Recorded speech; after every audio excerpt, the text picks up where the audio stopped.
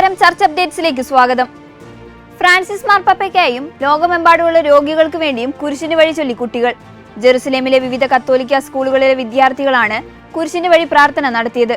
വിശുദ്ധ നഗരത്തിലെ തെരുവുകളിൽ പ്ലക്കാർഡുകൾ വഹിച്ചുകൊണ്ടായിരുന്നു കുരിശിന് വഴി നടന്നത്. ജൂബിലി വർഷത്തിനായി ഫ്രാൻസിസ് മാർപ്പാപ്പ തെരഞ്ഞെടുത്ത പ്രത്യാശയുടെ തീർത്ഥാടകർ എന്ന ആപ്തവാക്യം ഉൾക്കൊണ്ടാണ് കാൽവരിയിലേക്ക് കുരിശുമായി യേശു നടന്നു നീങ്ങിയ വഴികളിലൂടെ 700 ആൺകുട്ടികളും പെൺകുട്ടികളും നടന്നത്. യേശു തന്റെ കർത്താവും രക്ഷകനുമാണെന്ന് പ്രഖ്യാപിച്ച് ബുച്ച് വിൽമോർ. ദിവസങ്ങൾക്ക് മുൻപ് മാധ്യമങ്ങൾക്ക് അനുവദിച്ച അഭിമുഖത്തിലാണ് ബുച്ച് വിൽമോർ തന്റെ ക്രിസ്തുവിശ്വാസം വെളിപ്പെടുത്തിയത്. രക്ഷകനും നാഥനുമായ യേശു ക്രിസ്തുവിനെയും അവിടുത്തെ മഹത്തായ പദ്ധതിയെയും വിശുദ്ധ ഗ്രന്ഥത്തെയും പ്രത്യേകം സൂചിപ്പിച്ചായിരുന്നു അദ്ദേഹത്തിന്റെ മറുപടി.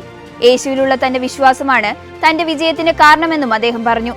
ക്രിസ്തുവിലുള്ള പ്രത്യാശയും വിശ്വാസവും ഏറ്റുപറഞ്ഞ ബുച്ച് വിൽമോറിന്റെ വീഡിയോ ഇതിനോടകം ആയിരക്കണക്കിന് ആളുകളാണ് കണ്ടത്. വിശുദ്ധ വാരത്തിന് മുന്നോടിയായി വത്തിക്കാനിൽ നടത്തുന്ന ആത്മീയ പ്രഭാഷണങ്ങൾക്ക് നാളെ തുടക്കമാകും. പൊന്തിഫിക്കൽ ഭവനത്തിന്റെ ഔദ്യോഗിക പ്രഭാഷകൻ ഫാദർ റോബർട്ടോ പസോളിനിയാണ് ചിന്തകൾ പങ്കുവയ്ക്കുന്നത്. വെള്ളിയാഴ്ചകളിലാണ് നോമ്പുകാല പ്രഭാഷണം നടക്കുക. ക്രിസ്തുവിൽ വിശ്വാസം ഉറപ്പിച്ചുകൊണ്ട് നവജീവിതത്തിലുള്ള പ്രത്യാശയിൽ വേരൂന്നിയതും സ്ഥാപിതമായ എന്ന വിഷയത്തെ ആസ്പദമാക്കിക്കൊണ്ടായിരിക്കും നോമ്പുകാല ധ്യാന പ്രഭാഷണ പരമ്പരയ്ക്ക് തുടക്കമാകുക. അന്യായമായി അസർബൈജാൻ സർക്കാർ തടവിലാക്കിയിരിക്കുന്ന 23 ക്രൈസ്തവരുടെ മോചനത്തിനായി ഡൊണാൾഡ് ട്രംപിന്റെ ഇടപെടൽ തേടി ക്രൈസ്തവ നേതൃത്വം. അസർബൈജാനിൽ നിലവിൽ തടവിലാക്കപ്പെട്ടിരിക്കുന്ന 23 അർമേനിയൻ ക്രൈസ്തവർക്കും ഒരു അസർബൈജാനി ക്രൈസ്തവ വിശ്വാസിക്ക് മോചനം ലഭ്യമാക്കാൻ നടപടിയെടുക്കണമെന്നാവശ്യപ്പെട്ടാണ് ട്രംപിന് കത്തെഴുതിയത്. 2024 പ്രസിഡന്റ് തെരഞ്ഞെടുപ്പ് വേളയിൽ അർമേനിയയ്ക്കും പീഡിപ്പിക്കപ്പെട്ട ക്രിസ്ത്യാനികൾക്കും പിന്തുണ നൽകിയതിന് നേതാക്കൾ ട്രംപിനോട് നന്ദി പറഞ്ഞിരുന്നു.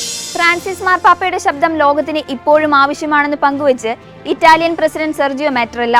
മാർപ്പാപ്പയ്ക്ക് അയച്ച കത്തിലാണ് അദ്ദേഹം ഇപ്രകാരം വ്യക്തമാക്കിയത്. മനുഷ്യാന്തസ്സിന് പ്രാധാന്യം നൽകുന്നതിന്റെ ആവശ്യകതയെ ഇപ്പോഴും വിലമതിച്ചിരുന്ന മാർപ്പാപ്പയുടെ നിലപാടുകളെക്കുറിച്ചും ഇറ്റാലിയൻ പ്രസിഡന്റ് എടുത്തു പറഞ്ഞു. കത്തോലിക്ക സഭയ്ക്ക് മാത്രമല്ല മനുഷ്യരാശിക്ക് മുഴുവനും നിരന്തരമായ സേവനത്തിലൂടെ സുവിശേഷ മൂല്യങ്ങൾക്ക് സാക്ഷ്യം നൽകിയതിന് താനും ഇറ്റാലിയൻ ജനതയും അങ്ങയോട് നന്ദിയുള്ളവരാണെന്നും അദ്ദേഹം പറഞ്ഞു.